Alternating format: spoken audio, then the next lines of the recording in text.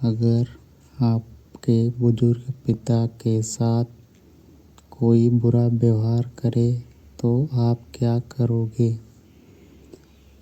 एक बूढ़ा किसान जिसने अपनी पूरी जिंदगी मिट्टी से सोना उगाने में लगा दी, जब जरूरत पड़ी तो उसे अपने ही अधिकारों से वंचित कर दिया गया।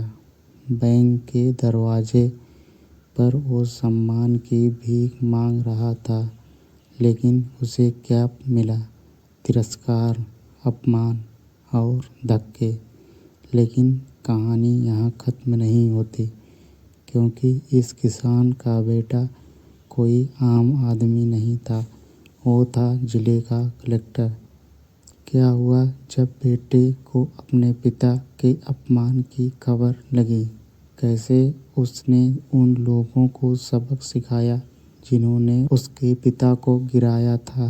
देखिए इस दिल दहला देने वाली कहानी को, जो आपको आखिर तक बांध कर रखेगी। रामदीन की सुबह हमेशा सूरज की पहली किरण के साथ हुआ करती थी।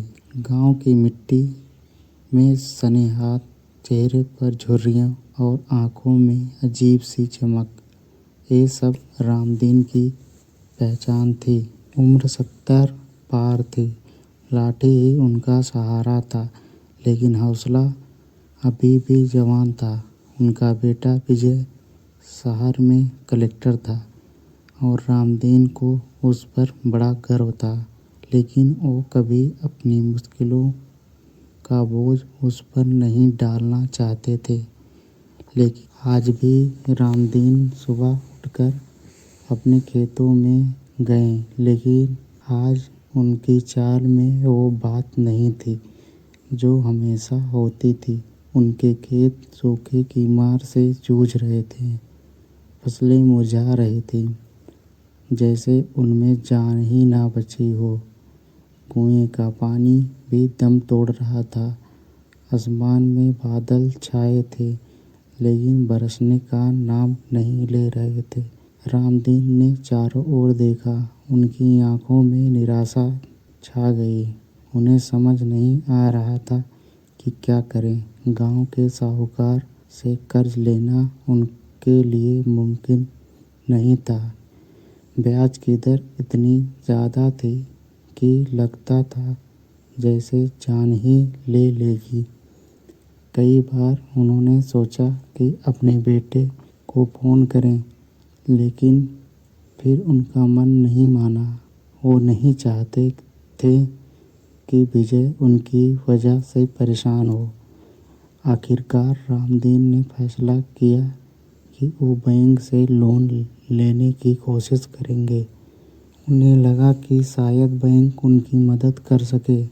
उन्होंने सुना था कि सरकार किसानों के लिए कई योजनाएं चला रही है, शायद उन्हें भी कोई फ़ायदा मिल जाए।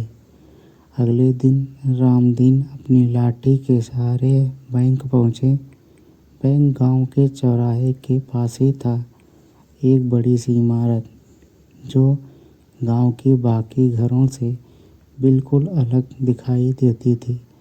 रामदीन थोड़ा घबराए। वे कभी बैंक के दरवाजे तक नहीं गए थे और उन्हें डर भी लग रहा था कि पता नहीं वहाँ उनका काम होगा या नहीं।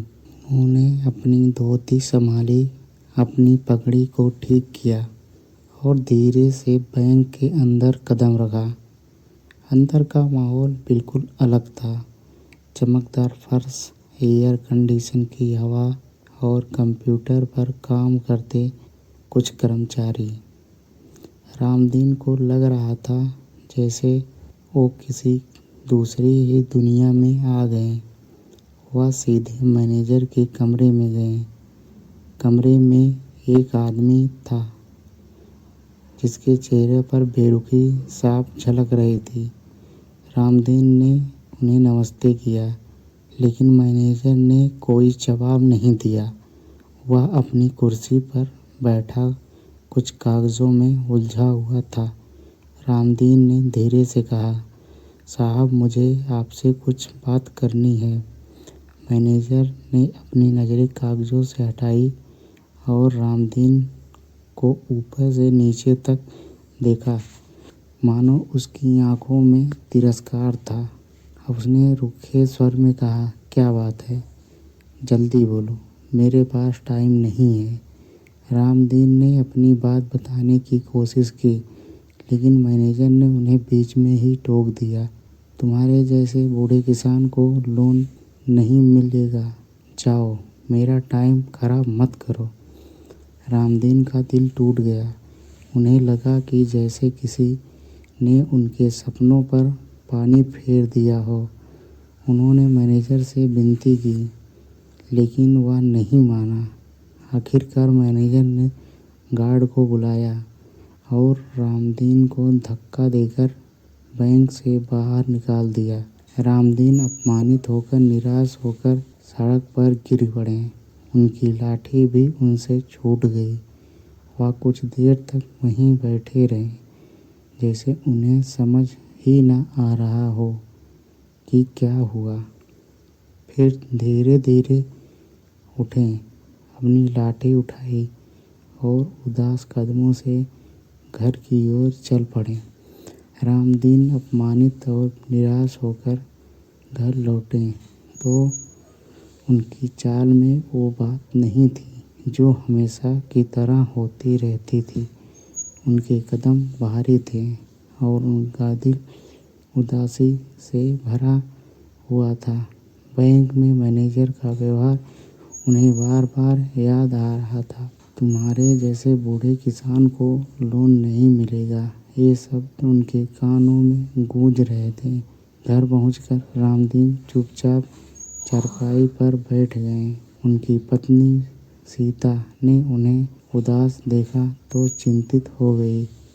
क्या हुआ, सब तो ठीक है? उन्होंने पूछा। रामदीन ने उन्हें सारी बात बताई। बैंक में उनके साथ हुआ अपमान, मैनेजर के कठोर शब्द और गार्ड का धक्का देना, सब कुछ उन्होंने पत्नी को बता दिया। पत्नी सीता का खून खौल गया। उन्हें गुस्सा आ गया कि कोई उनके पति के साथ ऐसा व्यवहार कैसे कर सकता है। उनकी आंखों में आंसू आ गए। ये लोग समझते क्या हैं अपने आप को? सीता ने गुस्से में कहा, क्या बूढ़ा होना गुनाह है? क्या किसान होना गुनाह है? रामदीन चुप थे।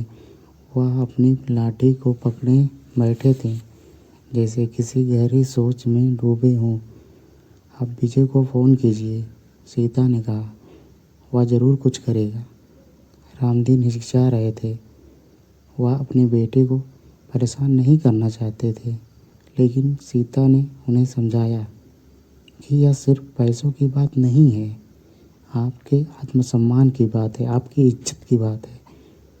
क्योंकि विजय को पता चलना चाहिए कि उसके पिता के साथ कैसा व्यवहार हुआ है, क्योंकि इन लोगों की नज़र में हमारी कोई इज्जत ही नहीं है। रामदीन ने आखिरकार अपने बेटे को फ़ोन ही मिला दिया। विजय ने फ़ोन उठाया और अपने पिता की आवाज़ सुनकर पूछा, क्या हुआ पिताजी, सब तो ठीक है? माँ कैसी है?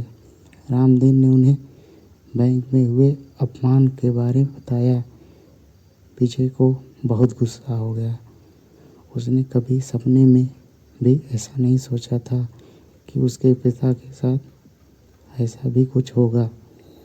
विजय ने कहा, पिताजी आप चिंता मत कीजिए, मैं अभी उस मैनेजर को फिर फ़ोन करता हूँ, मैं उससे छोड़ूंगा नहीं। विजय ने तुरंत बैंक मैनेजर को फ़ोन किया। मैनेजर ने फ़ोन उठाया और बड़े रौब से बात करना शुरू किया। विजय ने उसे बताया कि वह रामदीन का बेटा है और उसके पिता के साथ हुए इस अभद्र व्यवहार के बारे में सुना है। मैनेजर ने विजय को भी अपमानित करना शुरू कर दिया, लेकिन विजय चुप नहीं रहा।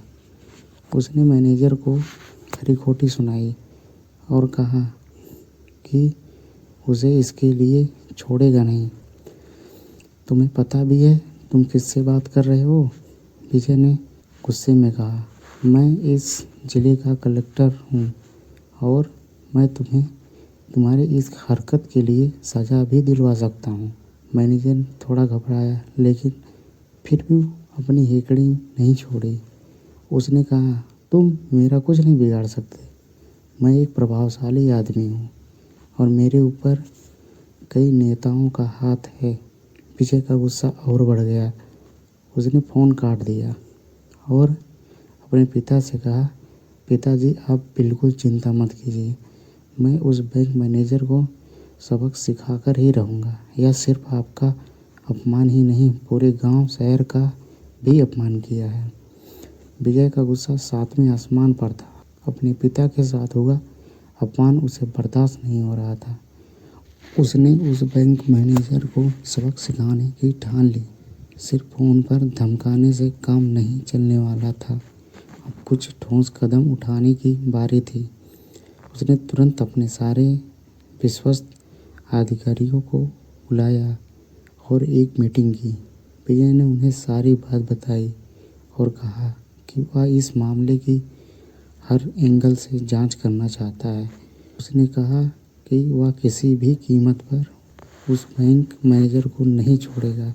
यह सिर्फ मेरे पिता का अपमान ही नहीं, विजय ने कहा, यह पूरे गांव का अपमान है और मैं इस अपमान का बदला लेकर रहूँगा। विजय ने बैंक मैनेजर के खिलाफ विभागीय जांच शुरू करवा दी। उसने अपने सारे अधिकारियों को इस काम में लगा दिया। उसने कहा कि वह चाहता है कि इस मामले की निष्पक्ष जांच हो और दोषियों को सज़ा मिले। जांच होते ही बैंक मैनेजर के होश उड़ गए। उसे पता था कि विजय एक ईमानदार और सख्त कलेक्टर है और वह उसे आसानी से नहीं छोड़े। बैंक मैनेजर ने अपने प्रभाव का इस्तेमाल खूब किया। उसने कई बड़े अधिकारी और नेताओं से संपर्क किया और विजय पर दबाव बनाने की कोशिश की, लेकिन विजय किसी के दबाव में आने वाला नहीं था। वह अपने काम के प्रति समर्पित था और उसे किसी की परवाह नहीं थी। जांच में बैंक मैनेजर के भ्रष्टाचार और लापरवाही के कई मामले सामने आए। पता चला कि उसने कई गरीब किसानों को लोन देने के नाम पर उनसे रिश्वत ली थी और कई बड़े व्यापारियों को गलत तरीके से लोन बांट दिया था।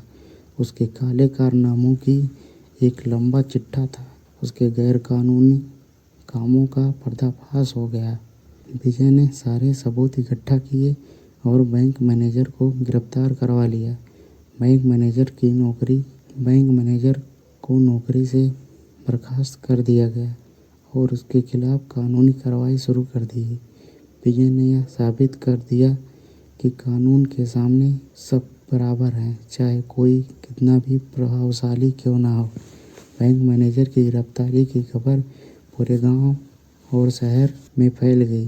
गांव के लोग बहुत खुश थे। उन्होंने रामदीन और विजय को बधाई दी और कहा कि उन्होंने उनके साथ हुए अन्याय का बदला लिया।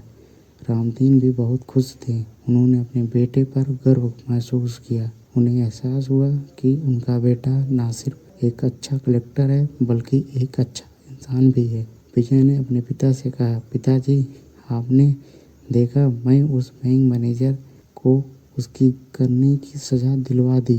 अब आपको किसी बात की चिंता करने की ज़रूरत नहीं है। रामदीन ने अपने बेटे को गले लगाया और कहा, बेटा, मुझे तुमसे यही उम्मीद थी।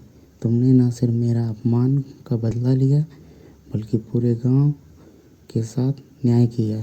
मैं तुम पर बहुत गर्व करता हूँ।